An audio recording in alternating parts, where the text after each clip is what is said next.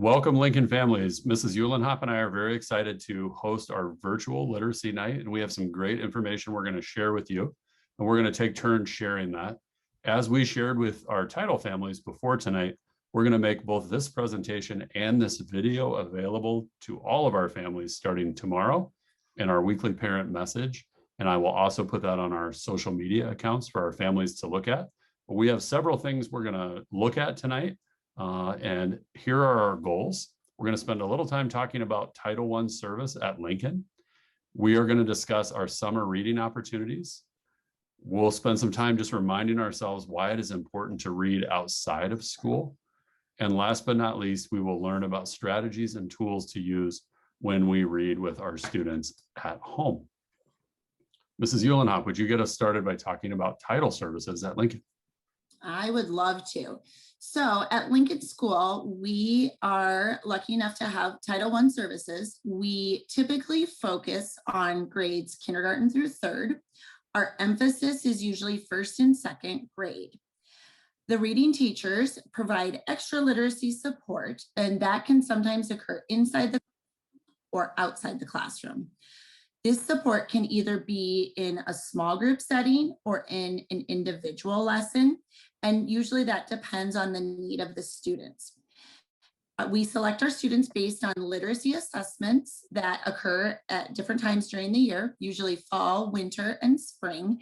And we also look at teacher recommendations. A student may spend part of their school year in Title I or all of the school year. The decisions about ending a child's time in Title I is a joint discussion that happens between the classroom teacher and the Title I teacher. And we usually look at progress that's been made, gaps that have been closed between the student and their peers, and decide how will they continue to progress without the extra support.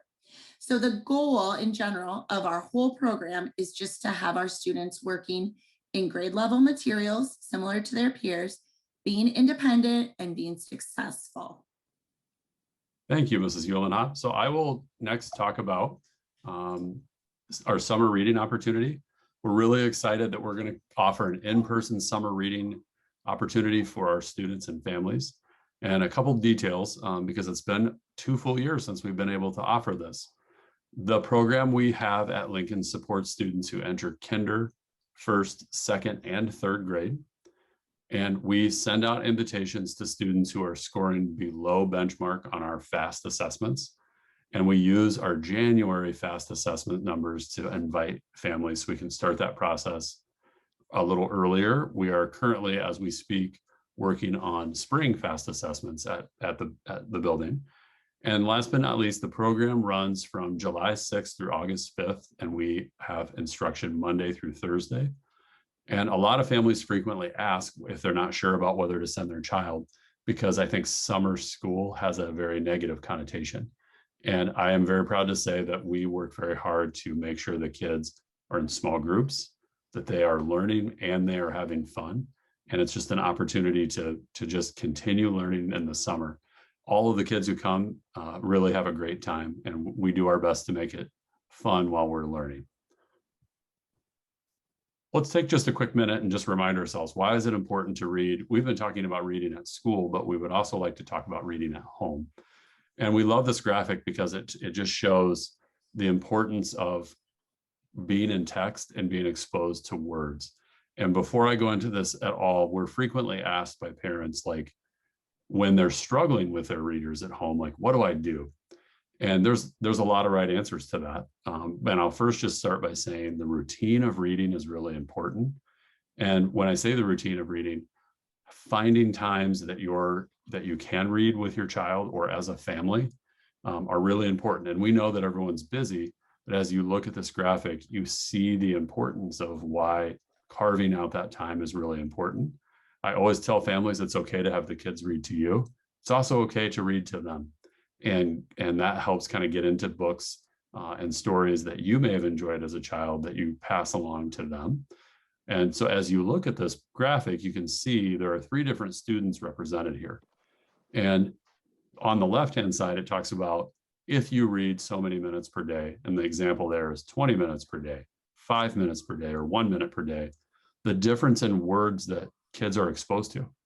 And the words they're exposed to not only help them in text, it also helps them create text as writers.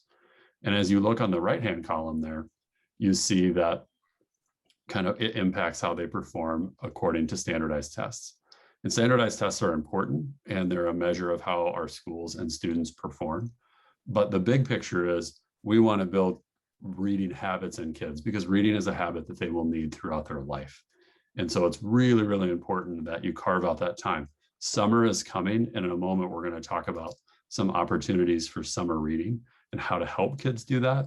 But that is also a time that you do not want to let up off of your routine of reading.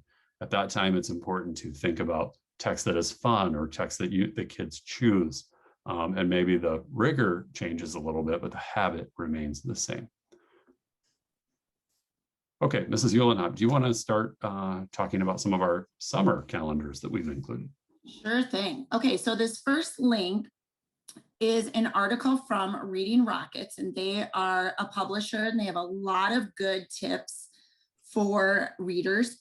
And Mr. Bryant, if you scroll down a little bit, they've got 10 really good tips here to keep summer reading time fun and enjoyable. Things like read aloud, read the same book that your child is reading, like book club, the two of you, buy books on tape, or in this case, there's lots of books on YouTube where there'll be a reader that's reading it to the child, listen to it with them. Obviously, take your child to the library. So there's a lot of good tips here just for things to keep it fun. And like Mr. Bryant said, keep that habit. And then after that tab, we have one here. And there are month by month calendars here. So one for June, one for July, and one for August. And here again are lots of out of the box type of reading activities you can do with your child. Read a receipt, read a recipe, read a cereal box, read with your brother, read in the bathtub, all kinds of fun things. And one thing that's kind of fun that you can do, you don't need to do these in order. You don't have to do them on the exact day. I think personally, I would probably set a goal with my kiddos here at home. Let's pick 15 maybe for the month. Doesn't have to be the first 15. And then color the box in after they do it. You can keep track of that goal. Maybe the next month, try to do 17 of them. So this is giving them also that choice. Maybe they don't want to read a song, but they want to list the ice cream flavors that they like. So this would be fun for just some out of the box things when you feel like it's getting a bit monotonous. This would be fun to print, maybe even put on the fridge.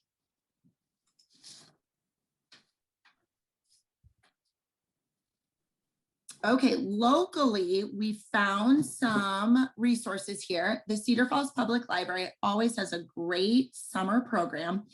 The link there shows you their flyer, talks about kind of frequently asked questions, how do I sign up, gives you their story time basic framework, like what ages at what time. And then there's some special things. There's some virtual performers, some other really cool activities that they have scheduled.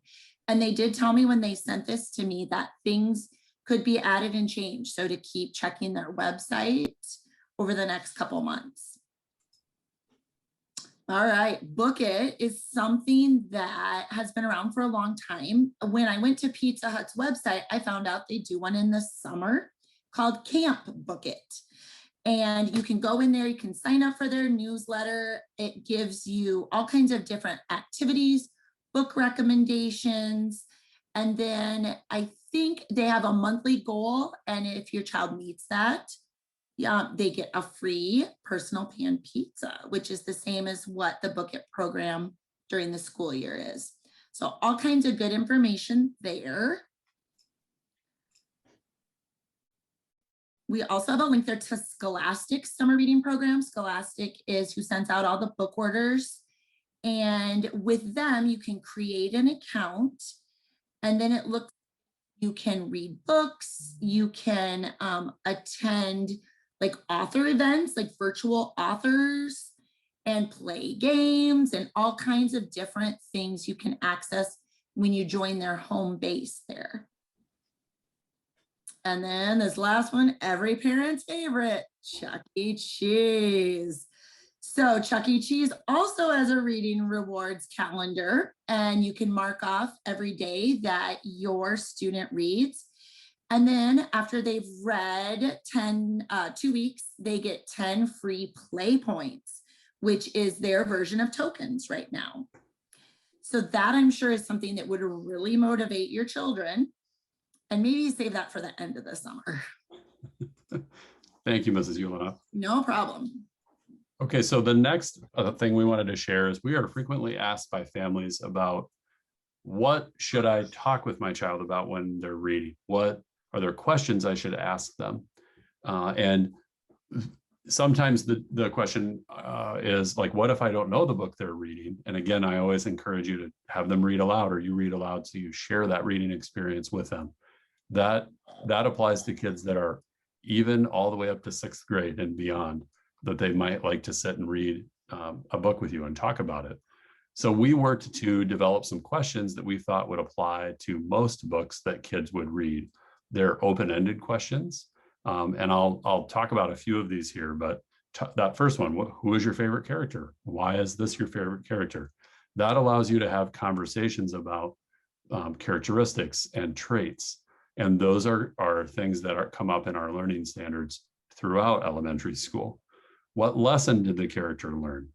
That is what we call the theme or the author's purpose. And that comes across many, many different of our learning standards. What do you know that you would like about this book? Why do you think they would like it? Or excuse me, who do you know that would like this book? Why do you think they would like it? So that is making a recommendation and being able to have what we refer to as a mini book talk, and really talk to someone else about why a book is excellent or what qualities it includes. And then just, what new things did you learn? What are you still wondering about? We're really lucky that when we come across words or descriptions in a book of something that we're not used to, I know I always grab my phone or my laptop if it's close by, and I look things up if I'm not familiar with it, which helps lead to another discussion about how that contributes to what you're reading in the book or to the theme or lesson of the book. And so again, these are just really, really general things, and I've talked about a few of them and made some connections to how that will help them in school. But this really just encourages that conversation, and the conversation about what you read builds comprehension. And comprehension is the ultimate goal of all reading instruction that we all are a part of, whether it be at home or at school. On our next slide, we are frequently asked about, what do I do if my child is struggling during reading? And we know that reading is a different process for all kids, sometimes even children within the same family. And we frequently hear that we have a really easy child that loves to read and does that on their own, and another one who it's not as easy for and they may need support. And so we wanted to give parents or those who are viewing this kind of ideas on how you help them. Everything we are talking about here is at the bottom. Reading should be enjoyable for both of you. And we want kids to learn to try many things when reading is difficult. So think about a time in your life when you've had to read something and it's been hard. You know, you might use a strategy of writing something down or asking questions or looking things up. And we want kids to start to learn those strategies. At our level at the elementary school, it's important that they, as it says here, try many things to decode or pronounce words, to make sense of the text they're reading. And so I'll go through this really quickly where it talks about it's okay to give them a little time.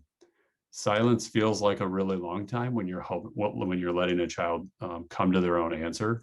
But when you do that, you're helping them learn how to process. And children process at a very different rate than adults. What that also allows them to do is build independence. If they're still stuck, frequently kids will look to an adult like, help me, or what is this word?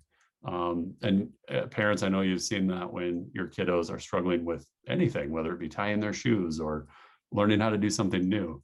It's okay to ask them, what can you try? If they make an error, it's okay to say, try that again. If they're still stuck, you can make a suggestion of a strategy they might try. So you might say, hey, what's the first letter? And what does that sound like? Or do you notice what the beginning part of that word or the ending part of that word is? Last but not least, if you've tried a couple of things, it's okay to tell them the word. And sometimes it's okay to have just, hey, let's go back and reread that sentence completely and make sure everything sounds as it should. And those little things will help kind of that processing of not only decoding, but reading through text and building comprehension. We wanted to find a couple of resources for online books. We know that there are times that, depending on the reading level of your child or the reading rate of your child, they may devour books. And sometimes we can't keep them in hands fast enough, especially with our beginning readers who seem to go through text a lot more quickly. And so we found a couple that are available digitally. And the first one is called Macinvia. And this is something that is available through our school library. And kids that attend Lincoln and really any Cedar Falls school can log in. Kids in grades 3 through 6 can log in with their email. If you are in kinder, first or second grade, you can email Mrs. Nelson for the school Lincoln login information, and that will be able to get you on there. I will click on this link real quickly. And Macinvia is a huge database of books that are available digitally, and lots of great titles all the way up through 5th grade. The next resource we talked about a moment ago, and that is Scholastic Homebase. And again, Scholastic Homebase has a summer reading program, but it also has ebooks, as it says, live events and games that's in a community for readers. And I really like the idea of streaks to earn rewards. And if kids work very hard on this site, then they can unlock book donations that come to our building, which is a great example of a win-win. So a couple of digital resources, if that might appeal to your child more so than holding a physical book. And we would encourage you to do both in reality. Both are important. Okay, well, we have covered a lot of ground, and we've tried to really, the goal of our presentation tonight was to give ideas for reading at home, as well as ideas for reading in the summer, because we know that that is such a critical time for all kids. If you are watching this or look tonight or looking at this later, we appreciate any feedback you would give us. And this is a really simple Google form. If you would fill that out and hit submit, that will help us as well. So we thank you for hopping on if you've joined us. And if you're not with us tonight, you're watching later and looking at this presentation, we also appreciate that. We're here to help you. So if you have questions as you look through that, you'd be welcome to reach out to me.